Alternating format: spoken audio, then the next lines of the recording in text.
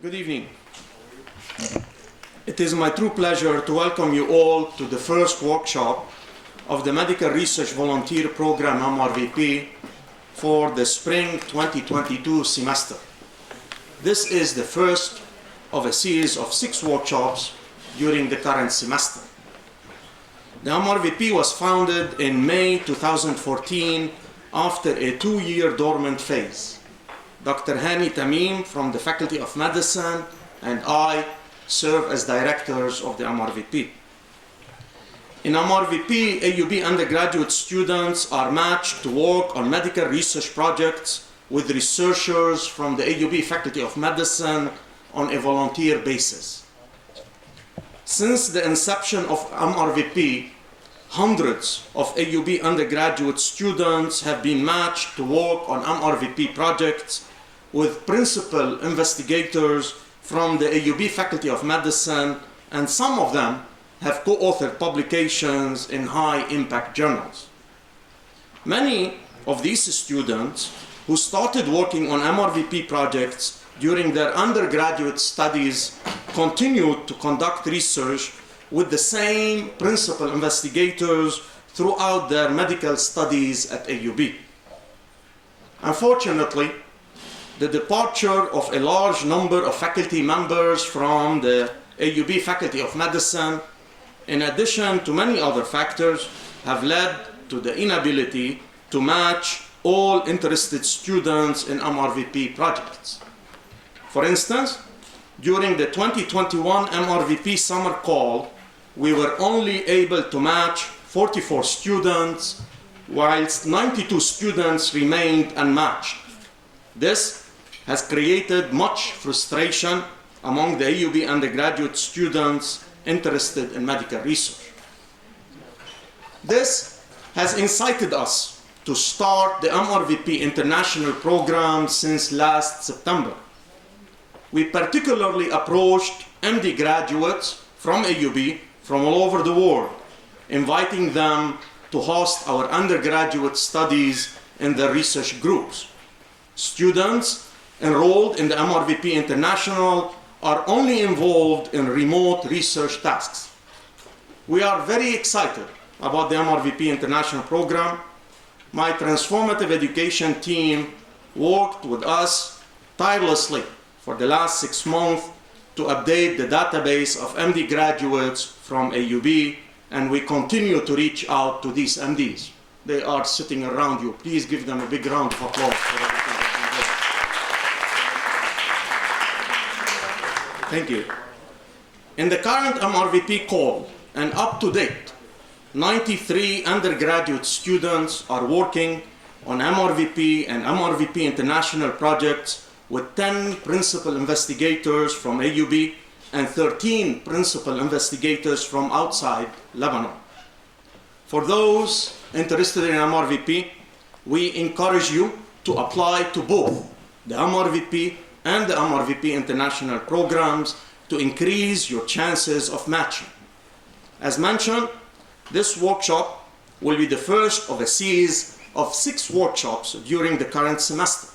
Students attending all 6 workshops will be given priority in MRVP matching in future MRVP calls. Today's workshop, entitled Overview of Clinical Research Process, will be delivered by Dr. Lama Charafeddine. Dr. Charafeddine is an associate professor of clinical pediatrics and neonatology at AUB. She is a graduate of the Saint Joseph University Medical School in Beirut.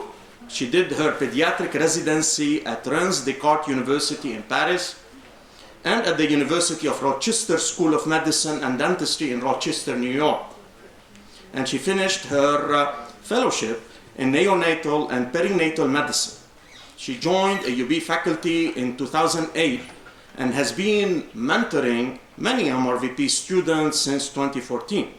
Dr. Lama is also a member of our MRVP committee.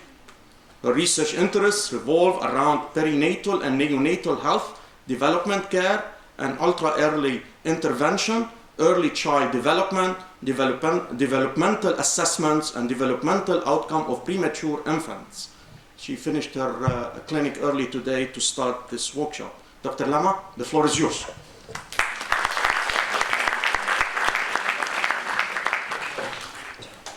Thank you very much for the kind introductions, and thank you all for coming such a late evening. I'm going to remove my mask if you allow me, so that you understand what I'm going to be talking about.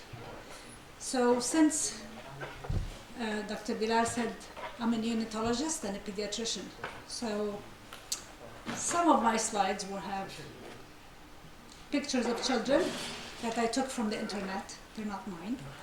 And I have a disclaimer before I start that many of the slides that you will see I borrowed from Dr. Hani Tamim, and you will get to meet with him. He will, is it fine?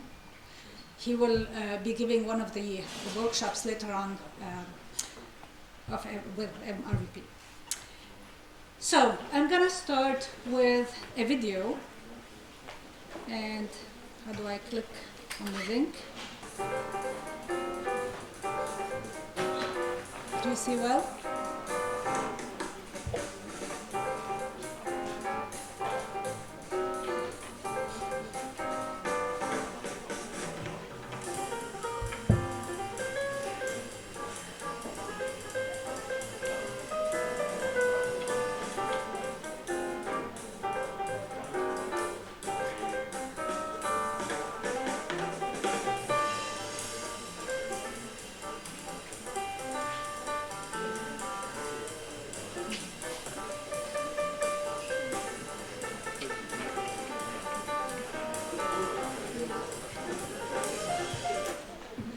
Okay.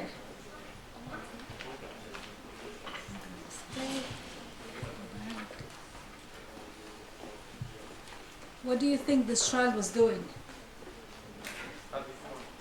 He was having fun for sure. What else? He is learning, absolutely. How is he learning? Experiments.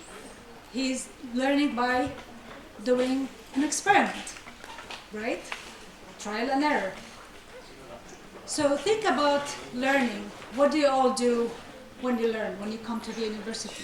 I'm not going to talk about school. And I invite you to look at this video. This is a very nice video that tells you how the human brain works and how when we are born.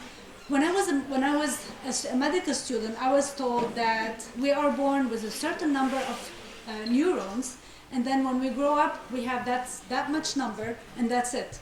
And then we start losing our neurons, and that's it. It's no longer true. We are born with a certain number of neurons, and we keep growing those neurons. We keep developing synapses by experimenting and by continuing to exploring things. And this is how we learn. The other thing that's important to know is to develop long-term memory, we have to be engaged and we have to do active learning. So what you're trying to do today by participating to this workshop is to actively become involved in research so that you can learn and achieve long-term memory. I hope you will understand how by the end of this talk. Now, why do you think research is a must? Is it a must to begin with? Yes. I just proved it. It is a must. From being a child to being an adult, if we don't do research, we do not advance. We do not develop. So it is a must because it helps us acquire knowledge, new knowledge, understand the world. Now, I'm going to be talking mostly about medicine because I'm a doctor, but it can apply to any science. It can apply to physics, chemistry, all the sciences, social sciences, all the sciences that you can think of, okay? So in medicine, for example, we need to do research because we want to understand why people get sick. We want to do research because we want to understand how to prevent people from getting sick. And if they get sick, we want to know how to treat them. What is the best treatment to give? If we don't do research, we can't answer those questions. And once We know how to treat diseases, for example. We have new diseases. For the very recent example is COVID-19.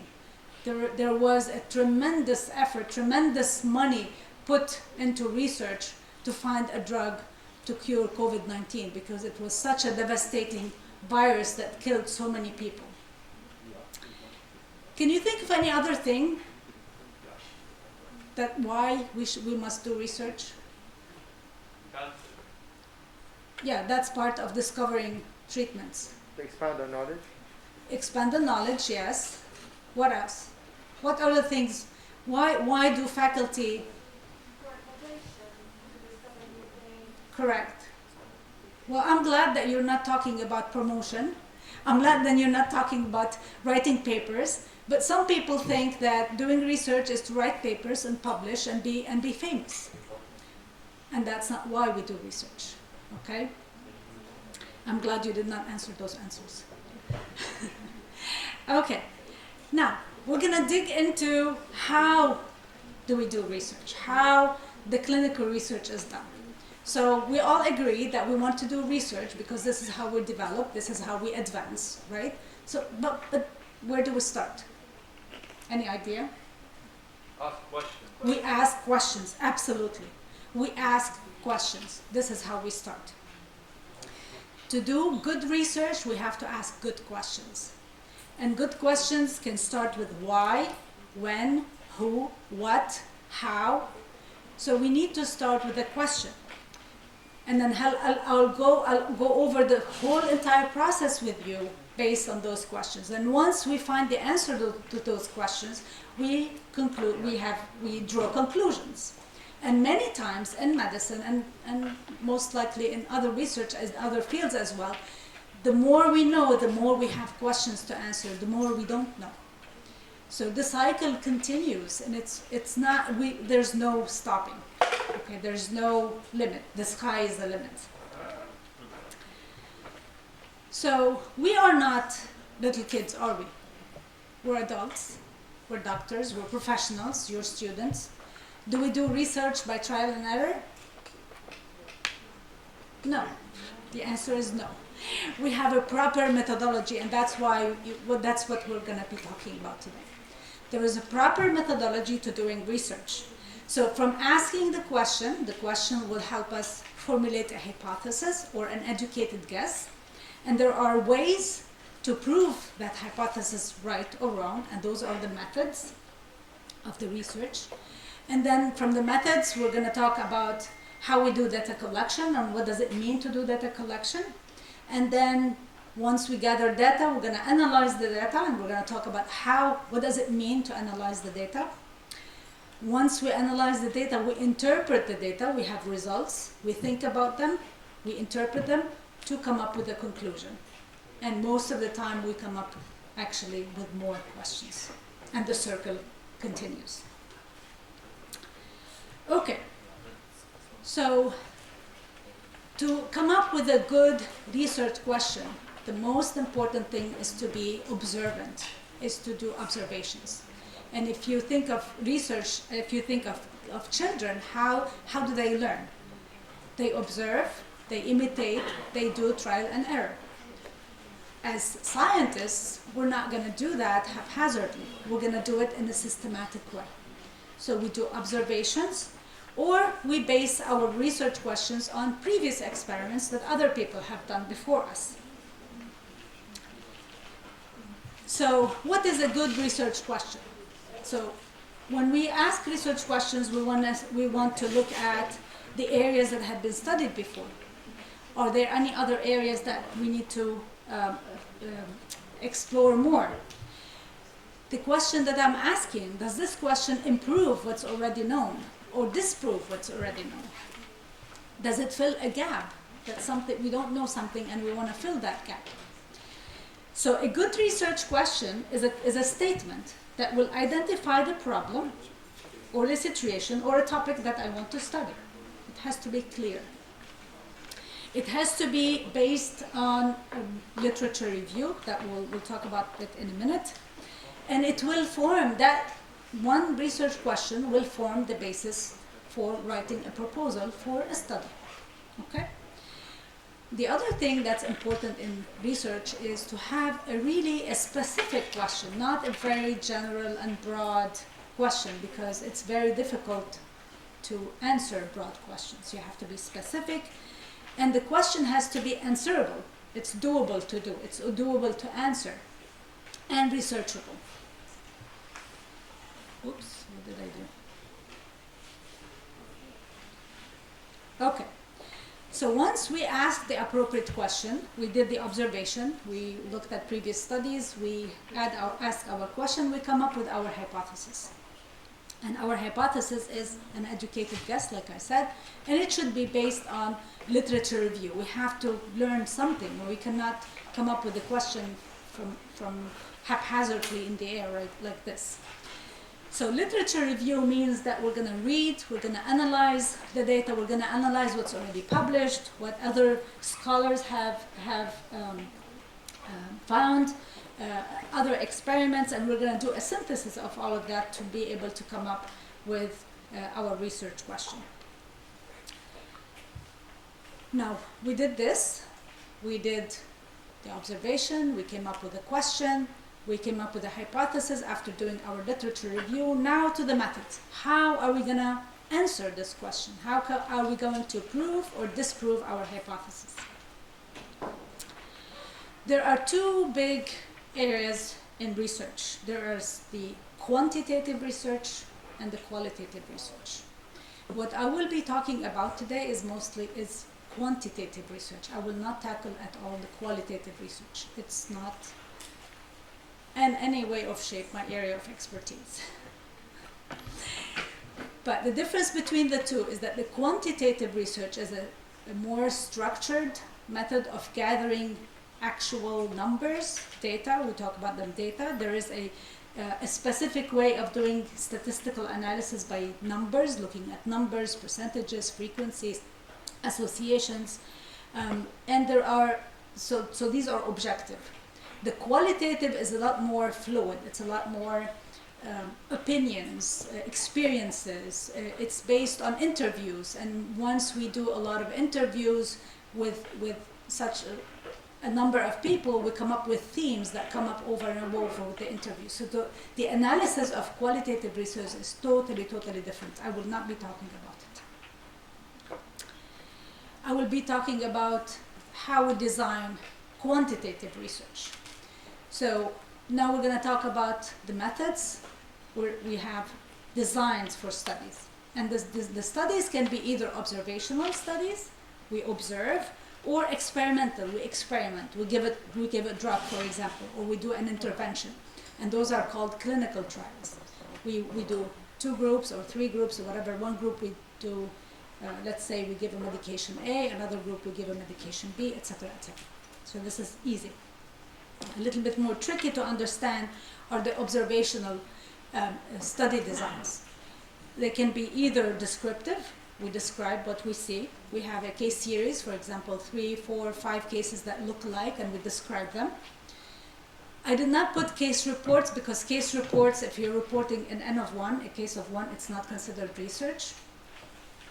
And then the cross-sectional meaning I take a bunch of people like today and I ask you questions today. This is a cross-sectional study.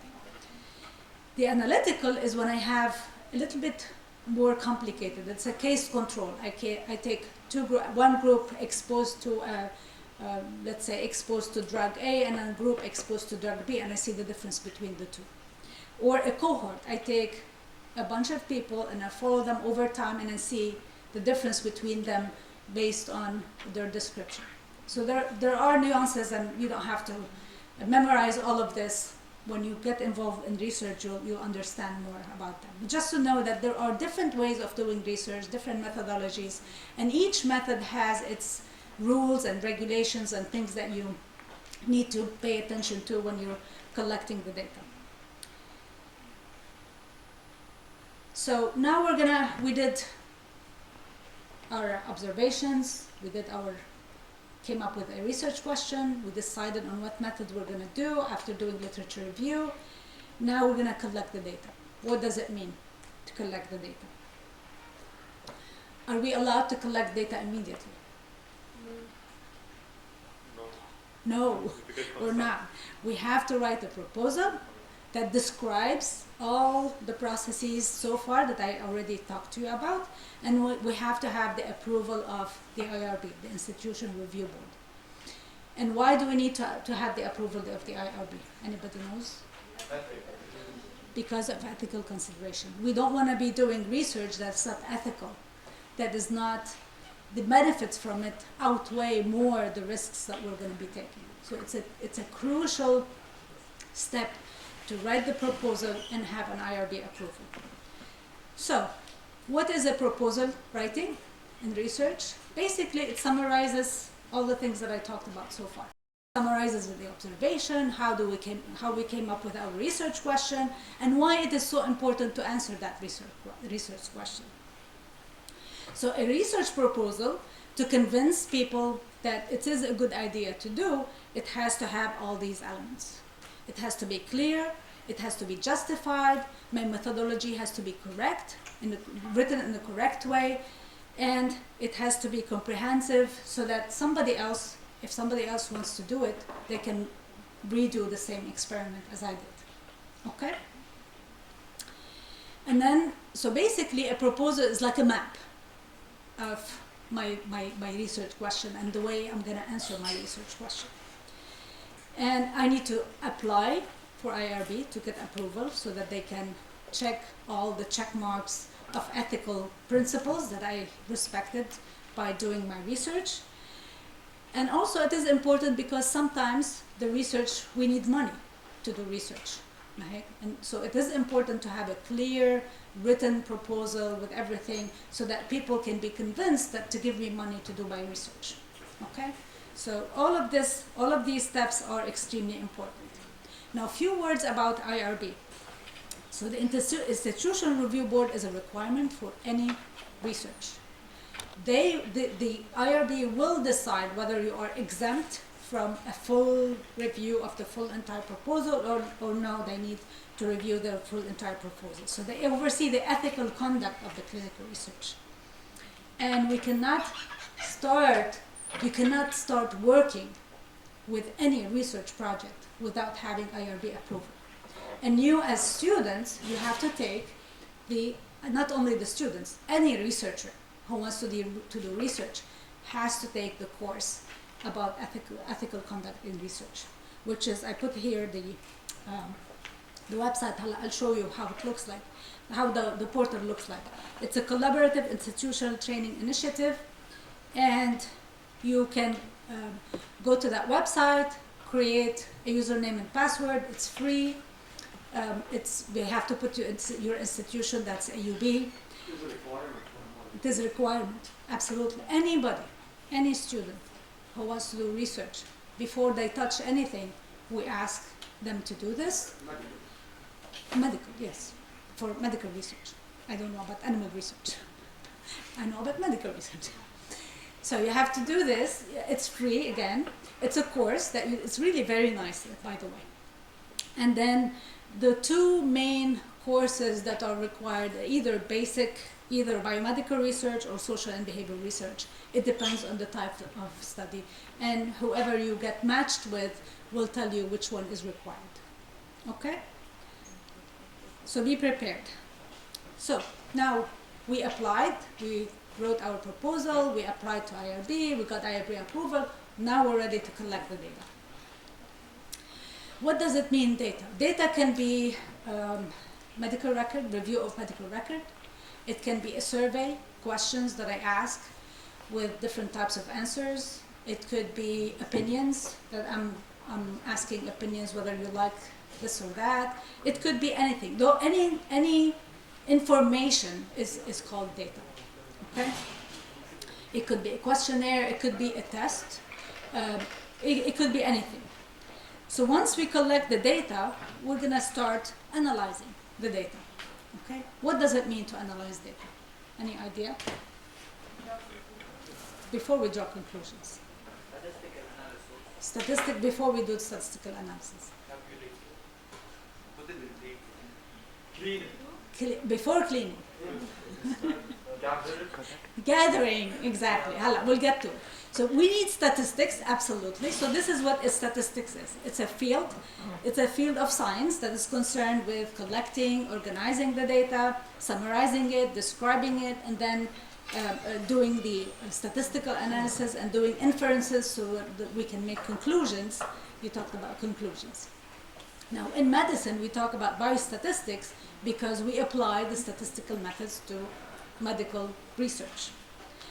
Now, the data analysis starts with data entry, and this is the step that you all hate.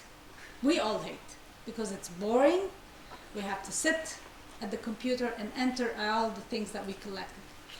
There are ways of collecting data immediately onto a computer program called Kobo or other computer programs. Sometimes you're lucky if you have that. Most of the time we collect data on paper and then we have to transfer that data onto the computer program. And there are many computer programs. Here at AUB, I know that at AUB you learn R, you learn SPSS, but there are others. There's Stata, there are others that you can learn. R, I think, is free. SPSS, you have to pay money, a license to use it. I don't know R. I know SPSS. I used to know Stata. I don't know it anymore because it got developed so much over the years. So we start with the data entry, and many times you as volunteers you will be asked to do data entry.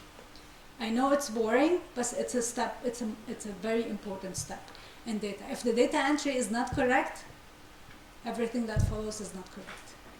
Okay, so it's a very, very important step in research, and that's why many times we do double data entry. We ask two people to enter the same data, and so that we can compare them. And this is what it looks like on an SPSS sheet. These are the variables. If you see, and each variable, it has a description, what it is, etc., etc. I'm not gonna go over that. And then comes the cleaning. Somebody mentioned cleaning. Absolutely, we want to clean the data because we are humans. We make errors. To overcome this problem, one, we do double data entry. Two, we do data cleaning at the end. We compare the two and we see if the numbers make sense. We run basic statistics and we see if it makes sense. The other thing, we still have not done any analysis. This is part of the analysis. We still haven't done any conclusions. And part of the data analysis is data management. What does it mean? It means let's say I collected height and weight on people, but now I'm interested in BMI. Do you know what BMI is? Body mass index. Okay. But now I'm interested in BMI. I did not collect BMI. I can generate a BMI. This is data management. This is generating a new variable that I did not collect, but I can create it from whatever I collected before. Or I can decide, let's say I collected ages of people, but now I want to categorize them into people who are less than 20 years of age and people who are more than 20 years of age. So this is categorization. So this is data management. I still have not done any statistical analysis. So all of this is part of the data analysis. And this is a spreadsheet of data that is already entered. So you have patient numbers, you have their characteristics, male, female, weight, etc., etc. And this is how it looks like on an SPS spreadsheet. Now comes to the actual analysis, is cranking up the numbers, looking at frequencies, how many patients do I have who have MIs, how many patients smoke, etc. So those are descriptive statistics, and then I can draw conclusions or inference statistics. I can do associations. I can see people with blue eyes are more likely to be obese or not, etc., etc. So this is part of the analysis. And then inferential statistics is that when I can take this information that I concluded from a sample that I took from the population and I infer about the whole entire population.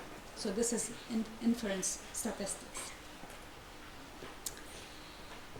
Okay, now that we went through the whole process, we arrived to analysis. From the analysis, we're gonna have results. We're gonna sit, look at the results, discuss the results, try to understand the results, interpret the results, and draw conclusions. And after we draw conclusions, what do? We want to share our results with people. We want to disseminate our results. We want to share it with people so that they can learn from it. Because after all, when we have not gone through this painful process just to have it sit in a drawer, right? We want to share it, and we want people to learn from what we already learned. And this is how we advance. And the way we disseminate the information can be through writing a report, presenting it as a poster presentation, or as an abstract, or as a manuscript that will be published in a paper. Okay? Not all research ends up in papers. Some research fail to show any results. Some research you go all the way through, you write the paper and doesn't get accepted. So it's not a happy ending always. Okay. Now I'm gonna share with you my own experience with MRVP. So like Dr. Bilal said, I've been with MRVP committee since 2014.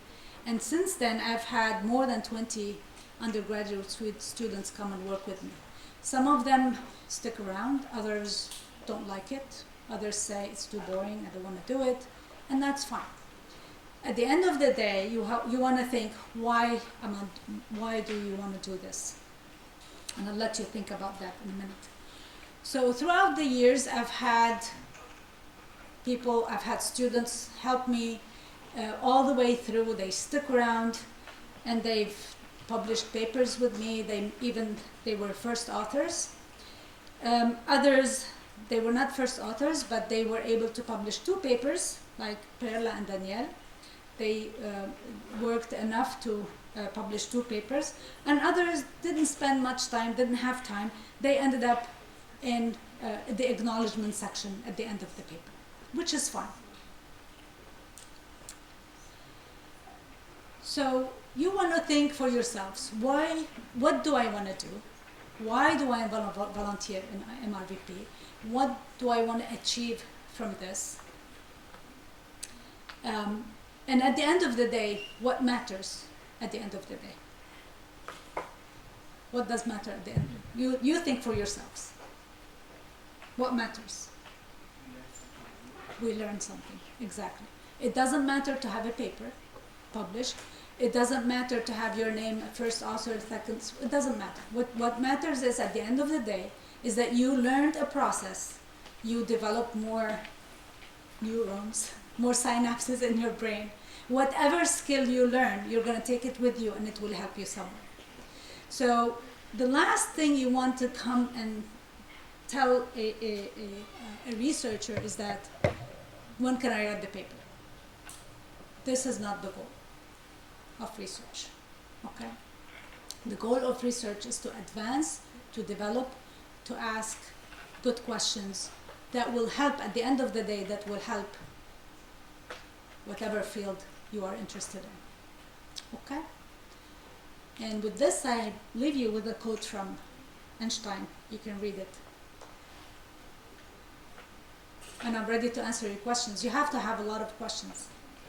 Otherwise, we would finish too early. Questions?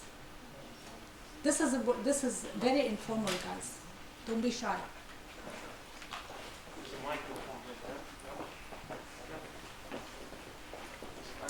How long do you think a study takes? Any guess? It depends on the study. Very good answer. On average. Between coming up with a question, writing the proposal, getting IRB approval, doing the study, collecting data, how long? 5 to 6 months. 2 to 3 years. How long does it take to publish a paper? 2 years. average. You can publish a paper. If it's stellar, it can be published in 1 month. But most papers are not stellars. لا 6 years خلاص data لا بتصير No, 1 year. Between submission and acceptance and publication, it takes about 1 year. We're talking about medical here. I'm not talking about physics. I don't know about physics. I have no idea. Or chemistry. I have no idea. But yeah, this is a lengthy process, yes. So this question is more out of curiosity. If my paper gets rejected, what would the reason be? Usually when we submit papers, the reviewers are supposed to be nice people. So I do review papers and I try to be nice. I really try to be nice because reviewing a paper, meaning you want to help the writer make it better, make it publishable. Unless it's really rubbish, then you say it's rubbish. But if it's well done but it has flaws, usually the reviewer will tell you, well, this method here was missing this and that. Could you go back and do this, and you go back and you review and you correct and you resubmit. Very rarely you get a paper accepted from the get-go, from the first time. Most of the time, papers get rejected to be reviewed, and they ask you to review things. Sometimes they ask you 2 or 3 things. Sometimes it's 3 pages. Thank you. You're welcome. Yes. Since you work in pediatrics, right? Yes. How do you do research with children? Because you cannot communicate with them. That's a very good question. That's an excellent question. So ethically, parents are the surrogate decider. They decide for what's best for their children. So we have to have the approval of the parents to do research. It depends on your research study. There are ways to communicating with children. Babies are one thing, and older children, adolescents, are another thing. So for example, adolescents, you take their assent. So you tell them about the study, and they have to agree as well. Parents are not. It's not enough. If the parents agree and the adolescent doesn't agree, you can't do the research. So there are ways to getting assent from children who can communicate and who can understand. Babies, no. We talk to their parents. Yes. But I would like to follow up on this point. Usually, some experiments, they require not the child to know what's happening, so they don't have bias. So is that still considered ethical, that to cover some truth from them for the sake of the experiment, or else it would be biased? Well, this is why it has to be ethical. This is why it's revised by IRB. Most of the time, what you're talking about is blinding. Actually, the good research should be blinded. The participants should not know what they're getting. If you are really testing something, they shouldn't know what they're getting. But you tell them, I'm not going to tell you what you're going to be getting. You might be getting A or you might be getting B. It is perfectly ethical if it's done properly. Yes? Why might paper be considered completely rejected? I think this is very bad if people have gotten an approval to do and complete the research anyway and have gotten to the place where they're writing a paper. Sometimes you write a paper that is the methodology is correct, but sometimes you make mistakes in the analysis. Sometimes IRB reviews not the scientific merit of the proposal, but the ethical merit of the proposal. The people who review the scientific merit of the proposal are the funders or the university research board, for example. They allow you to do the research or not. They review the science itself. The IRB does not review the science. IRB, they want to make sure that what you're doing is more beneficial than harmful, and it's respecting all the aspects of ethical research. And another question on average, an average study, how much does it really help to push forward science? Like, significantly new breakthroughs and stuff? Or is it more like additive work? Most of research is additive. It's baby steps. Yani the research that advance science like in a big bang, those who get published in Science, and you get those maybe once every, I don't know, 5 years. Typically, research is built up slowly over the years. Little gains. Sure. Okay. Any other question? No? You have a question over there? Do you have a question? No. I don't mean to turn you off, guys. Research is wonderful. It's fascinating. If we don't do it, we can't develop. We can't advance. It has to be done. Can I comment on a couple of things? Absolutely. Most of the time, probably 99% of the time, a review of an article will always make the article better. Yeah. So you should always be happy when you get harsh reviews but non-biased reviews, because that will make your paper much better, and you will be thankful to these reviewers, though your first reaction will be like, I don't appreciate what I got. I'm talking from a personal experience. One time I wrote an article and I got 4 reviews. It took me 6 months to address these reviews, but I believe because of these reviews, they made my paper much better. To a point, I acknowledged them. In my acknowledgement, though I don't know who they are, I just said I'm thankful to the 4 reviewers who reviewed this manuscript. Most of the time, 99.99%, they make your paper better. Sometimes your paper is rejected because you submitted to the wrong journal. It's outside the scope of the journal. Sometimes, like Dr. Lama said, the methodology is not good. The analysis of the data, or you are missing a lot of experiments, or you wrote it in a very bad English that you have mistakes on, and that is a turn off for reviewers. If it is badly written, they don't look at the science anymore. They will just say that the paper is not good. It should be rejected on the spot. So there are so many reasons to do that. A lot of us, we do what's called internal review, because when you write an article, you become emotionally attached to it.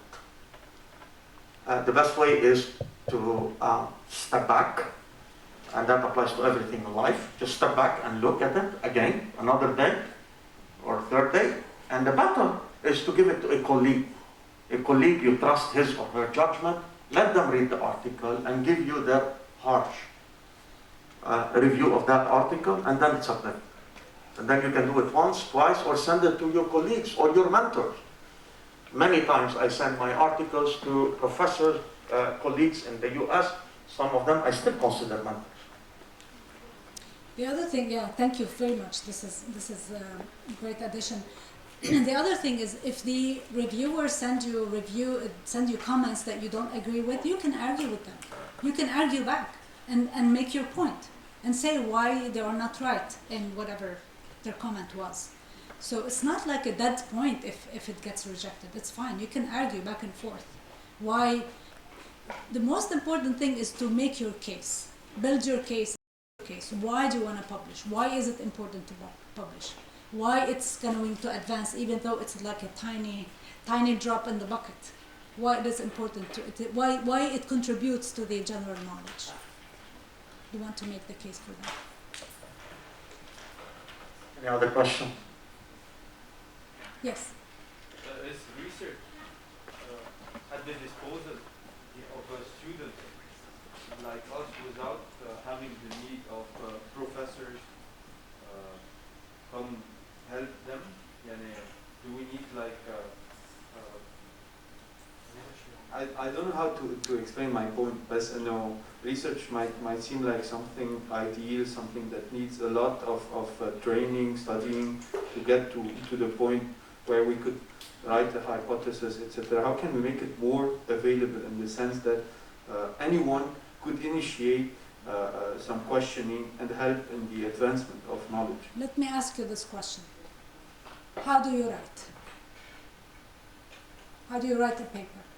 How do you write an essay?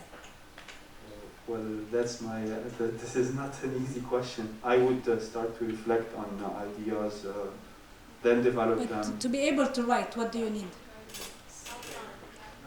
You need to know the language, you need to know the grammar, you need to know the construct of the sentence. You have your answer.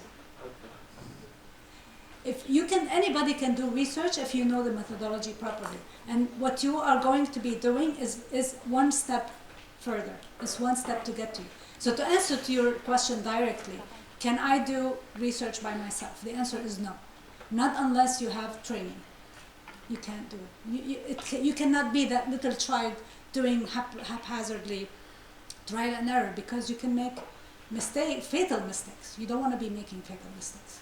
You don't want to be harming people. So no, not anyone can do research. If I may elaborate a little bit so that we concentrate on MRVP, because many of you are interested in MRVP, some of you are enrolled in MRVP. Many of you are pre-medical students, and I hope all of you will make it to medical school, but still there are many other areas of research. For those of you who attended the mentoring talk just a couple of days ago, and the title of that talk was From a Medical School Reject to Professor of Medicine at Harvard Medical School. You can still be excellent at what you do, and you are doing it in medical research, and you don't need to be a medical doctor. You can be just a medical engineer for that matter. But all of these processes that Dr. Lama has explained right now, you will need them as a researcher in the field of medicine. You need data entry. You need people to do data entry. You are learning how to enter the data, as boring as that task might be, as hinted by Dr. Lama, but you need to do it for your research later. You need to tell people how to enter the data, how to clean the data, how to sort the data, how to analyze the data, and you need to be patient, and you are gonna learn all of these, you master all of these, so that you can use all of these later in your research as a medical doctor who's doing this. Another, just to elaborate more, the other way. If you want to become a doctor, you don't have to do research. However, if you don't learn research methodology, you cannot read the literature. And for you as a doctor, even if you're not going to be a researcher, you have to know how to read the literature, because this is how you're going to be sitting in your office trying to decide, do I use medication A or medication B? What does the literature tell me? So if you don't know how to read the literature, you're not going to be able to decide for yourself. So you're not going to become advocate of your patient and give your patient the best treatment that you can give. So doing research as a volunteer at your stage, even if you're not going to be a researcher, will help you on the long run, no matter what you do. It does, even if you don't become doctors, like Dr. Bilal said, even if you don't become MDs, these are skills that you will learn, that you will take wherever you go with you. Yes. This is more of a personal question, but I think we can gain something from your experience. If you could give advice to your to the person you were at the beginning of your research journey, and some things to avoid, what would you tell yourself? Myself? Yeah. Some things you may have learned now that you would like your earlier self in the beginning of your research journey to know. Start by entering data. It's good motivation. So I did not start with that. I learned the hard way. I had to re-enter the whole data again because I didn't do it.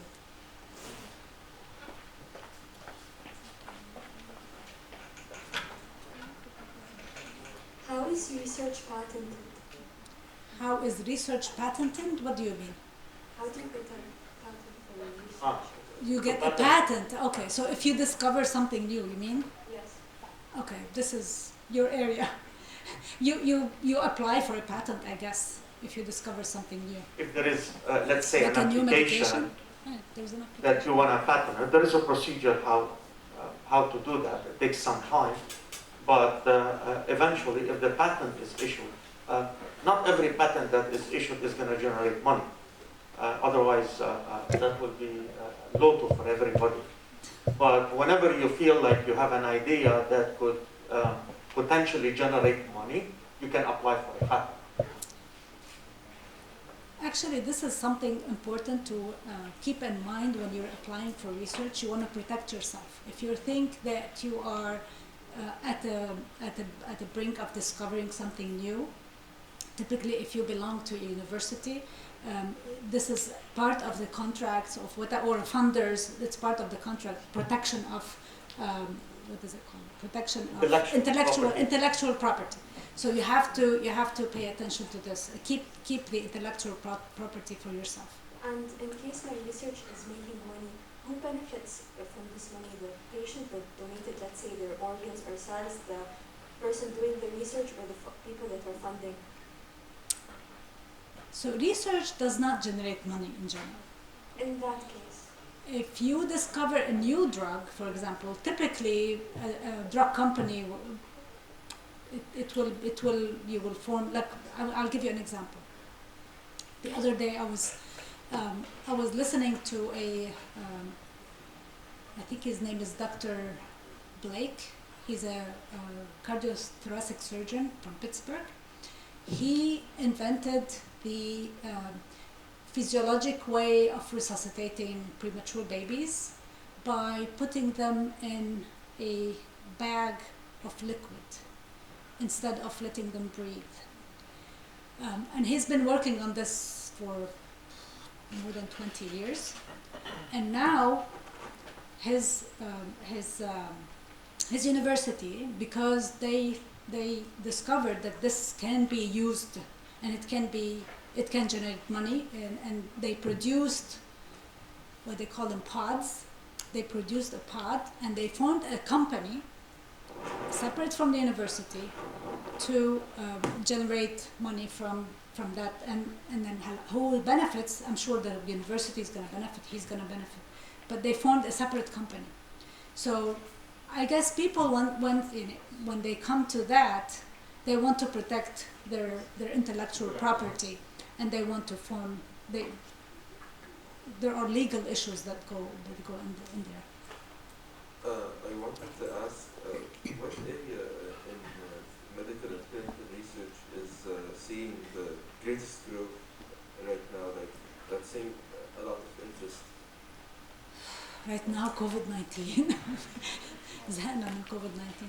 People are the research is more on COVID-19 and cancer.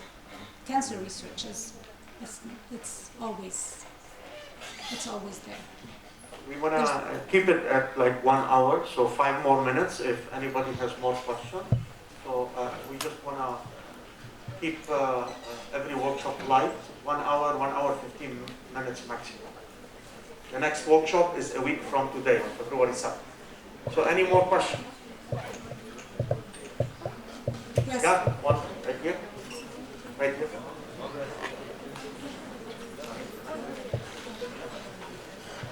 Do you still consider that there is research potential in Lebanon? How this situation has... There's always potential, and I refuse to despair. That's why I'm still here. Thank you all. Let's give big applause to Dr. Lama. Thank you all. Hope to see you on Monday. Bye-bye.